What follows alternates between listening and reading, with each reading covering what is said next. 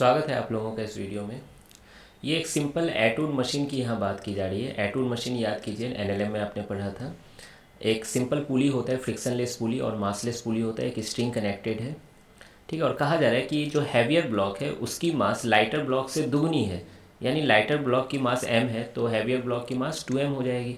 अब देखिए, कोई ज़रूरत नहीं है कि ये दोनों मास एक हॉरिजॉन्टल लेवल पे हों। ठीक है, एक नीचे एक ऊपर भी हो सकता है। ठीक है, और आंसर किसी भी सिचुएशन में सेम आएगा।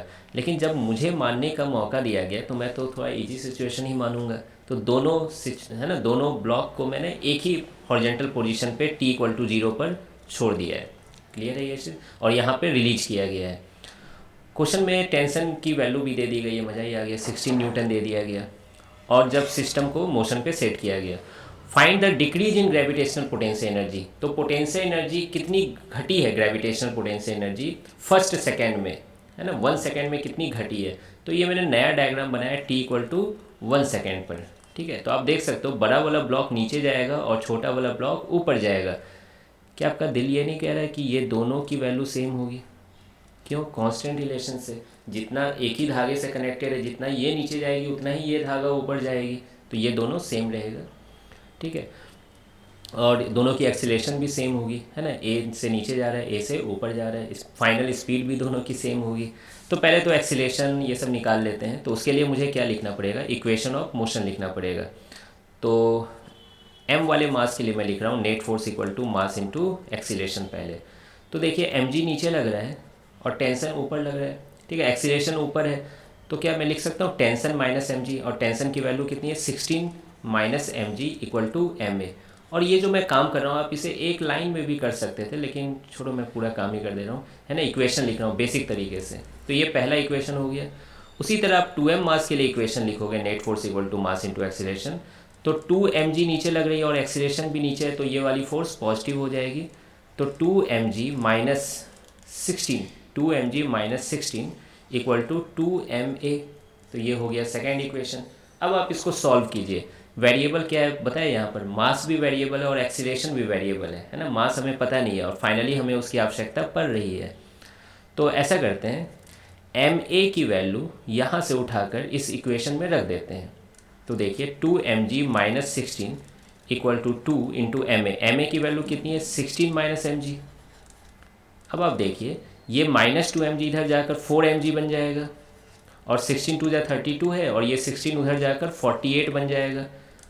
4 से आप काट दीजिए तो मास की वैल्यू कितनी आ जाएगी 12/g आ जाएगी, है ना। g की वैल्यू लास्ट में पुट किया जाएगा। अब मुझे a की वैल्यू चाहिए, तो इन इक्वेशन 1, है ना, मास की वैल्यू पुट कर दीजिए और a की वैल्यू मिल जाएगी। कैसे?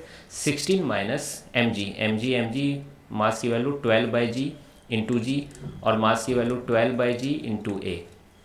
देखा आपने, g से g कट गया, 16 माइनस 12 कितना होता है 4 होता है।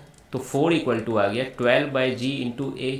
तो a की वैल्यू कितनी आ गई g/3, है ना। g की वैल्यू बाद में पुट किया जाएगा। तो ये देखिए a की वैल्यू भी आ गई g/3। तो क्या अब हम लोग s equal to u t plus half a t square से s निकाल लेते हैं। s equal to u t plus half a t square से। तो देखिए u की वैल्यू कितनी है 0 है, एक्सीलरेशन की वैल्यू कितनी है अभी अभी निकाला हमने g/3, और टाइम की वैल्यू कितनी है 1 सेकेंड, है ना। 1 सेकेंड में पूछा जा रहा है ये सारी चीज़ें। तो ये आ गई आपकी g/6, है ना। जब g का आप डाटा पुट करोगे 9.8, है ना, तो ये चीज़ मीटर में आएगी। क्लियर है ये चीज़? तो आई होप कि आपको ये चीज़ें समझ में आ रही होंगी, है ना। ये मास केजी में आएगा अगर जी की वैल्यू डाटा पुट करोगे, ये मीटर पर सेकेंड स्क्वायर में, है ना। जी का वैल्यू बस मैग्नीट्यूड में पुट करना है, यूनिट के साथ नहीं, यूनिट में पहले ही लिख दिया हूँ यहाँ पर। तो ये सब चीज़ें आ गई। पूछा क्या है, अब ये देखिए पूछा क्या है, ग्रेविटेशनल पोटेंशियल एनर्जी में कितना घटाव आया। बहुत तरीके हैं सोचने का, है ना। ग्रेविटेशनल पोटेंशियल एनर्जी में कितना घटाव आया, वो चेंज इन पोटेंशियल एनर्जी से देख सकते हैं, work done due to gravity से सोच सकते हैं। ठीक है, मुझे जो ज़्यादा पसंद आ रहा है या दिमाग में अभी आ रहा है, ईजी लग रहा है मुझे, कि पोटेंशियल एनर्जी में याद है आप एक जगह 0 मान लेते थे, फिर दूसरे की पोटेंशियल एनर्जी प्लस mgh या माइनस mgh लिखते थे। तो आज वही काम कर लेते हैं।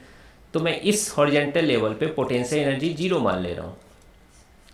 क्लियर है? तो इस लेवल पे पोटेंशियल एनर्जी कितनी हो जाएगी mgh, और h की वैल्यू क्या है s है, तो मास की वैल्यू m ही है, तो mgs हो गई। क्लियर है ये चीज़? इस लेवल पे पॉजिटिव हो गई, क्यों? जीरो के ऊपर है। और नीचे वाले की पोटेंशियल एनर्जी क्या हो जाएगी? निगेटिव हो जाएगी, है कि नहीं? क्यों? इस हॉरिजेंटल लेवल जहाँ आपने जीरो माना है उससे नीचे है, और मास की वैल्यू कितनी है? 2m है, तो -2mgs हो जाएगा। तो आई होप आपको ये बात समझ में आ रही होगी। अब देखिए, इनिशियल पोटेंशियल एनर्जी अगर मैं बात करूं तो वो कितना है?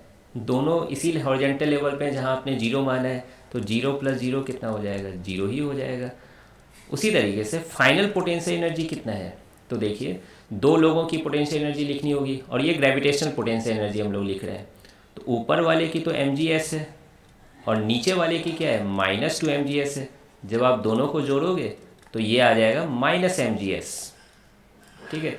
क्या आप देख रहे हो, हम लोग आंसर के एकदम करीब जा चुके हैं।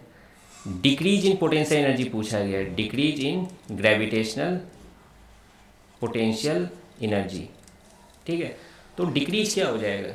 हमेशा डिक्रीज में निगेटिविटी पहले से छुपी हुई है, तो पॉजिटिव ही आंसर आना है यहाँ पर। तो इनिशियल जीरो है और फाइनली -mgs हो गया, तो घटा कितना? mgs। चेंज अगर पूछता है तो u final minus u initial करते, है ना, तो माइनस में आता आंसर। क्लियर है ये चीज़? अब देखिए, मास की वैल्यू रखने का समय आ गया। 12/g है, g की वैल्यू g है, और s की वैल्यू g/6 है। ठीक है? g से g कट गया, 6 से कट गया ये, तो ये आ गया आपका 2g। ठीक है? ये आ गया 2g, और g की वैल्यू कितनी है? 9.8। तो 9.8 इंटू 2 कितना हो जाएगा? 19.6। और बाद में ऐसा यूनिट रखना ना भूलें। तो decrease in gravitational potential energy आ गया आपका 19.6 जूल। तो आई होप कि आपको ये सॉल्यूशन समझ में आ गया होगा। मिलते हैं फिर नेक्स्ट वीडियो में।